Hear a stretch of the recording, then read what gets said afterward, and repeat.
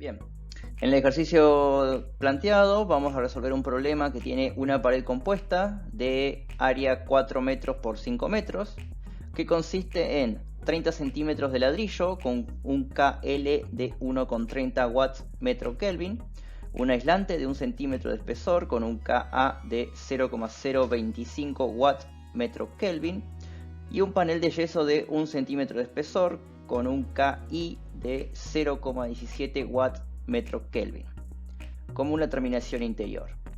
A su lado externo recibe radiación solar con un régimen de 1000 watts por metro cuadrado de área. La pared limita hacia afuera con aire atmosférico a 20 grados Celsius con un factor de convección externo de 20 watts metro cuadrado Kelvin, y hacia adentro también con aire a 24 grados Celsius con un factor de convección interno de 6 watts metro cuadrado Kelvin. Calcular las temperaturas de cada lado de la pared y considerar que la superficie externa es negra. Para resolver el problema vamos a ir planteando según los datos que nos va dando cada uno de los párrafos del enunciado. En la primera parte tenemos que la pared compuesta tiene un área de 4 metros por 5 metros, por lo tanto esa es el área transversal al flujo de calor, que es el primer dato que vamos a disponer. Cada una de las constantes térmicas del material, de la conductividad térmica del material, nos va a dar el dato que necesitamos junto con el espesor del material para plantear cada una de las resistencias equivalentes de conducción. De la misma manera que planteamos las resistencias de conducción, podemos plantear las resistencias de convección, dado que tenemos los factores convectivos en el aire externo y en el aire interno.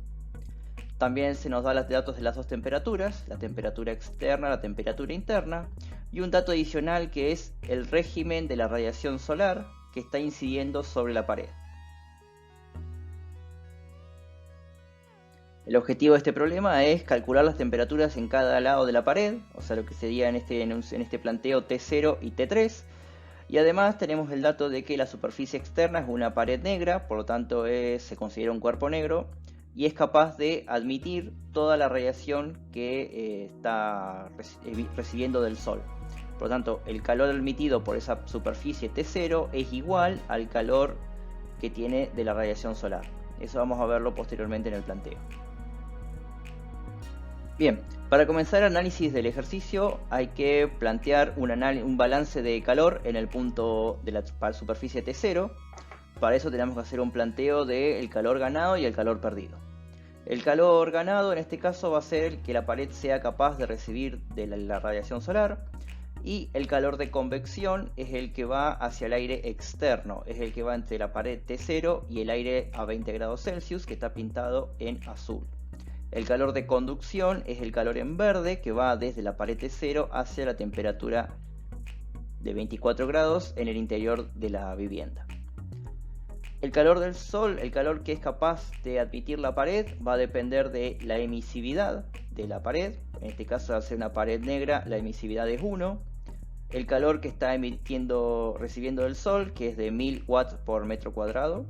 Y el área de la pared, que es de 20 metros cuadrados. Esto da que el calor que está recibiendo del Sol es de 20.000 watts. El segundo paso del análisis es plantear alguno de los dos calores de pérdida. En este caso vamos a analizar el calor de convección.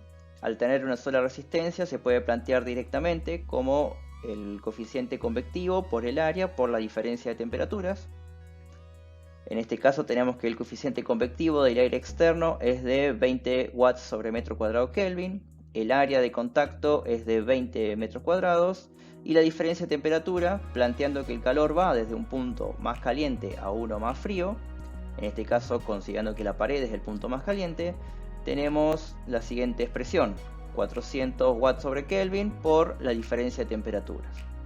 En este momento, al no conocer ni el calor de convección ni la temperatura T0, no se puede plantear más valores de esta ecuación, pero al seguir resolviendo esto se podrá despejar alguno de los valores.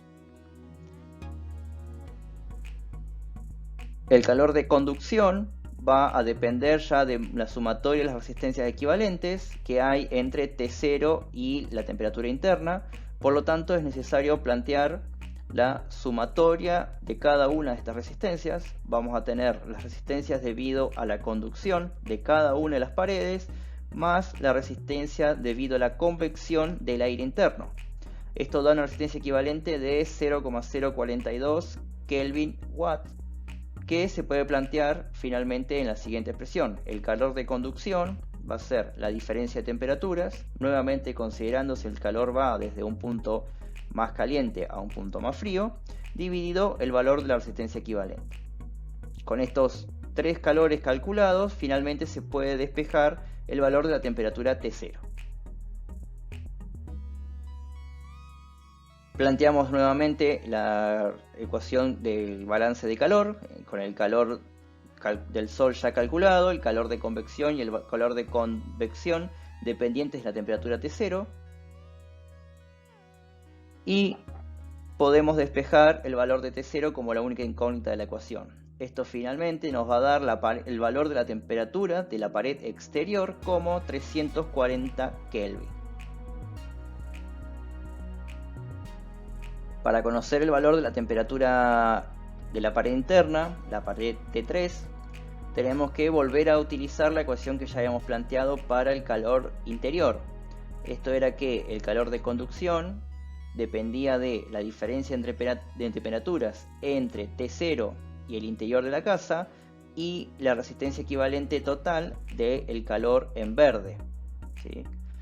Conociendo T0 del inciso anterior, que es de 340 Kelvin, podemos calcular que el calor de la conducción, el calor en verde, es de 1023,8 watts. Este calor va a ser constante entre T0 y la temperatura interior de 24 grados Celsius. Pero para conocer T3 solamente vamos a utilizar la resistencia equivalente entre T0 y T3. Por lo tanto, la resistencia equivalente que solo considera la conducción, los K, no considera las pérdidas por convección en el aire interior de la casa, es de 0,0345 Kelvin sobre watts. Ahora sí, utilizando el calor de conducción, que es igual en todas las paredes, la temperatura T0, que es de 340 Kelvin, la temperatura T3, que es la incógnita, y la resistencia equivalente solo de las paredes, podemos obtener el valor de T3, que es la única incógnita. Y eso nos da un valor de 304 Kelvin.